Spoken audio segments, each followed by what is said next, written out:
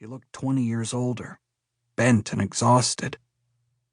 We wondered if the weight on his shoulders was truly Jeannie, or if he'd been carrying for more years than we'd realized some piece of bounty, and he'd invited us over to make sure we understood that he was putting it down. We'd all stayed in bounty the way Al had stayed, had carried it as best we could. When our high school shut down, we bused our children to the next town over. Then to the county consolidated when that school closed too.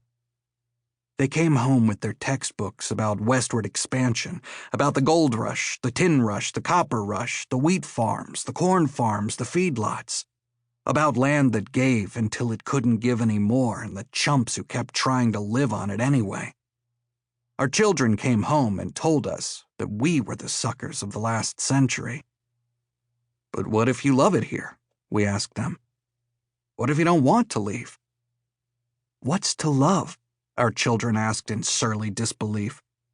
What kind of morons hustled for jobs that didn't even pay for cable television? What kind of people spent 20 years buying beer at the hop-in and drinking in the quarry, the next 30 drinking at the points, the last sodden 10 at the Elks Lodge? Our kind of people, we thought.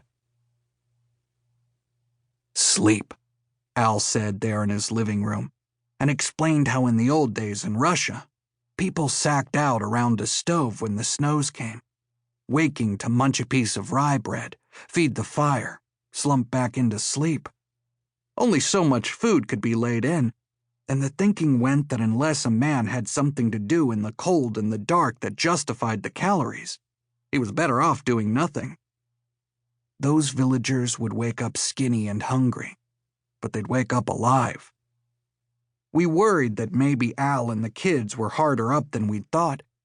Times were tough for everybody, but other folks weren't shutting down their houses and lives and planning to warm their kids with burger grease.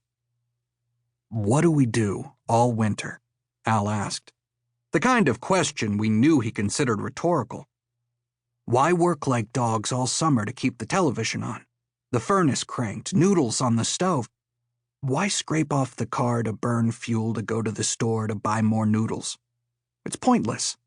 Mrs. Pekola, of Pekola Downtown Antiques, opened her mouth for a moment as if she were going to point out that that routine wasn't much different from plenty of people's autumns and springs and maybe summers, in which case Al was saying that we might as well blow our brains out and have done with it. But she stayed silent. There were many things we didn't need to hear. What about Christmas? Mrs. Drousman, the librarian, wanted to know. We're staying awake for it, Al said. Just doing a 2-month trial run this year. January and February. School, Bill and Valier Simmons said. Your kids. Al shrugged. Both his kids were bright and ahead of their classes. At 7, Dee read at a 6th grade level. Bobby was 9 and the best speller at Bounty Elementary.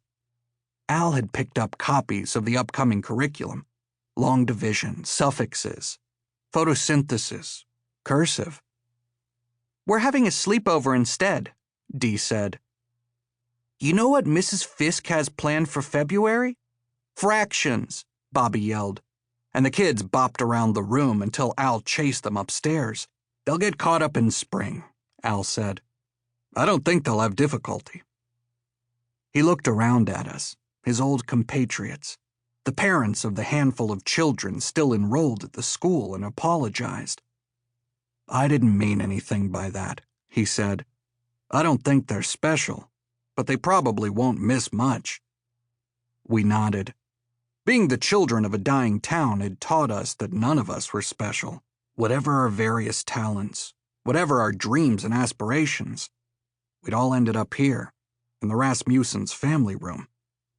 Don't try to convince me, Al said, that anything worthwhile happens in this town during January and February. I've lived here as long as you have. We could tell he meant to joke, but nobody laughed. I'm not crazy. NASA studies this stuff.